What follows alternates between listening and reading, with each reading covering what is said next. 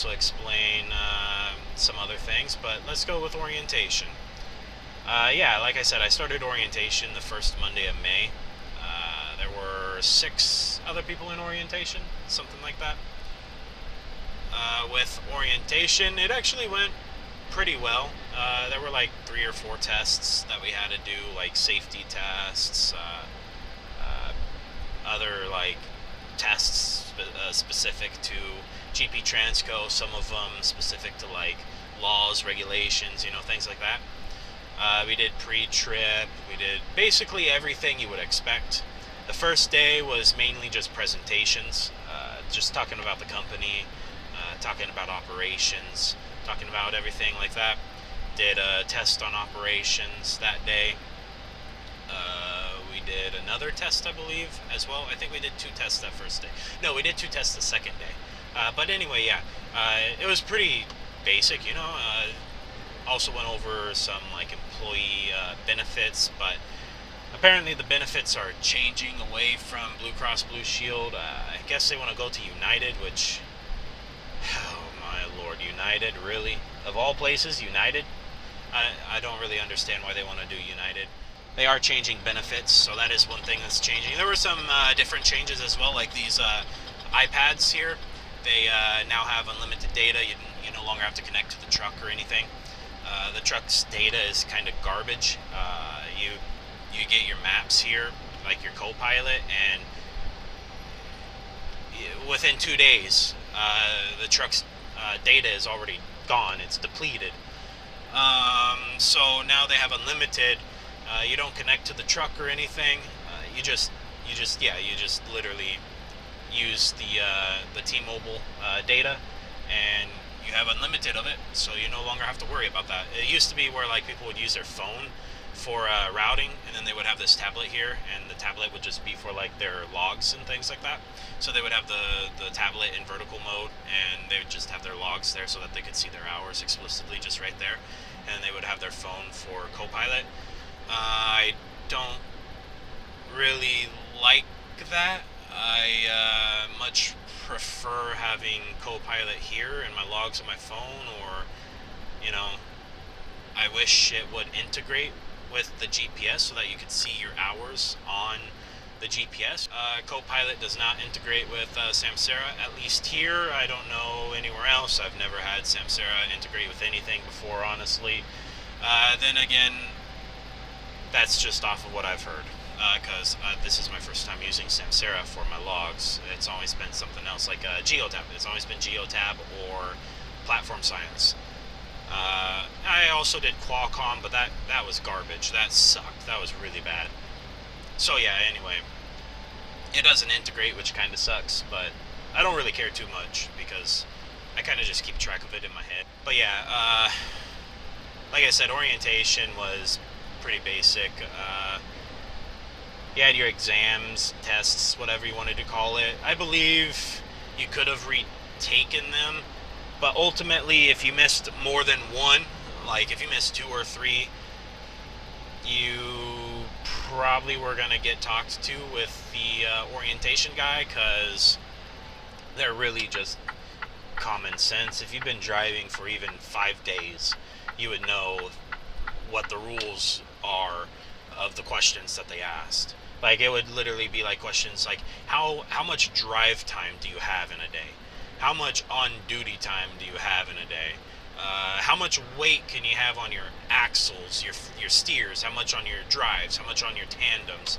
And then it would be like, how many not how many holes, but how much weight does each hole in the trailer shift? Like, and the correct answer here is 250. Every trailer at GB Transco, so they say, every trailer is supposed to, allegedly, depending on how the load is loaded and everything like that, it should be 250 pounds. You get $20, I believe, or no, you get $30. $30 each day to be able to weigh loads. Well, I mean, it also depends. If you have 2 loads in a day, then you could, obviously do more than $30. But it's either $30 a day or $30 a load. It depends. Um, if you've been on the load for 3 days, then it's obviously $30 a day.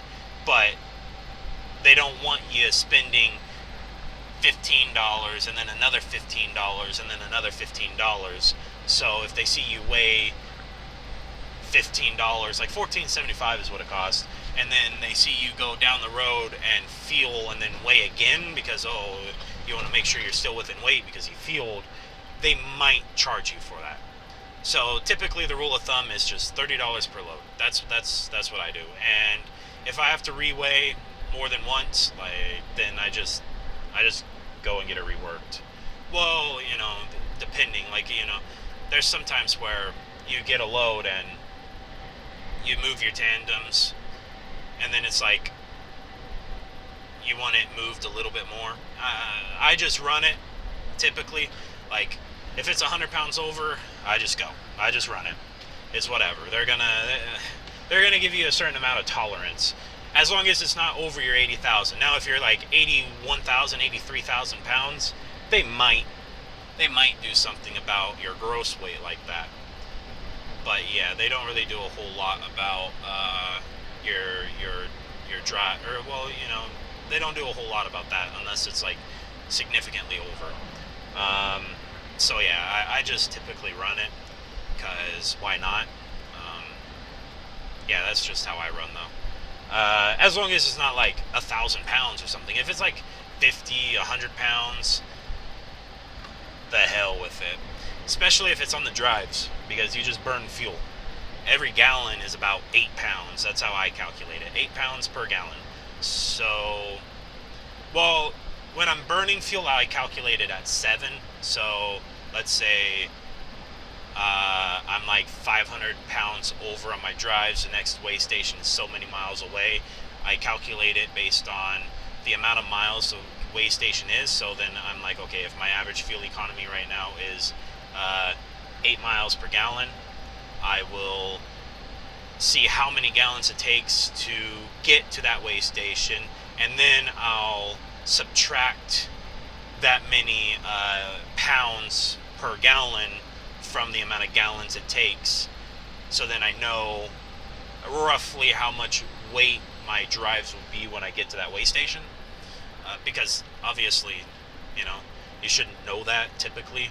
However, when I'm fueling, I calculate it at 8 pounds just to be safe.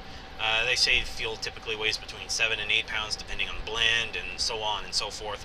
So I just do the higher range, 8 pounds when fueling, lower range, 7 pounds when burning, just because I like being safe. I don't want to risk things. Some DOT officers could be a real big stickler. Oh, you're 3 pounds overweight. I'm gonna give you a 1 to 250 pound overweight ticket. Nah, I want to avoid that. So yeah, I just calculate it like that. But yeah, that's basically just a little rough bit about orientation. Now, I will say too, with orientation, if you have a medical card, and I believe it's a medical card with 31 days or more, so over 30 days, maybe it's 3 months. I forget if it's 31 days or more, or if it's 91 days or more, or what it is. Then you could use your current medical. You don't have to get a new one. But if it's really close to expiring, then they do want you to get a new medical. And I believe they pay for it out of pocket. Or you could also pay for it out of pocket and then get reimbursed, and they'll reimburse you for it. I believe when you're on the road, though, with them, if you get close to expiring and you want to do another medical card, then I'm fairly certain they want you to pay and then they reimburse you. So I've heard.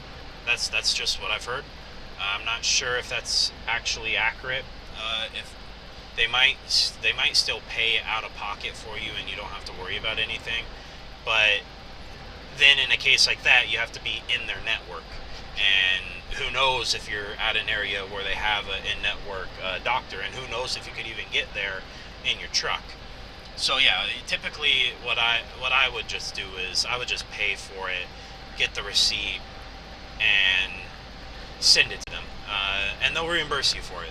Like, it doesn't matter, as long as they're certified to give DOT inspections, and you're not going to run into any issues with like them giving a DOT medical certificate that should not be given to you because they're not qualified to give it to you. You're fine.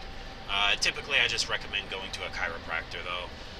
Chiropractors are much better than a lot of the doctors, at least I've noticed. I mean, it depends on the doctor, though. There are some doctors that are pretty good, but I've gone to some doctors where they do my blood pressure and, like, they pump the freaking thing so tight, and then they let the air out so slow, and I'm like, what are you doing? This hurts. Like, it literally hurts. What some of the doctors do, and I have to tell them, hey, you gotta like not pump it so tight, and go a little bit quicker, and not literally make my heart start beating faster to try to pump blood to my arm. Like, that's not a good accurate blood pressure reading. So, it kind of really depends on who you go to. That's why I just go to chiropractors, because I don't know. They might know what they're doing. They might not know what they're doing. I don't freaking know. They might just pass you to pass you. Your blood pressure could be 180, and they just say, oh yeah, it's 139, and here's your 2-year card. Who knows? I don't freaking know. They could be doing that. I don't know. But typically my blood pressure is always fine, so I just go and get it, and I'm good. But some of these company doctors are a little spotty. Anyway, I'll pick this back up once I get closer to my destination, or have anything to say or things like that. But that's basically just the orientation, the bed bug situation, and now I'm getting a new truck. They still haven't given me the truck number. They said They said that they already have a truck for me. If they already have a truck for me, why is it taking so long for them to get me the truck number? I have no idea. But I guess we will see what happens. So yeah, I'll pick this back up whenever I'm getting closer to my destination.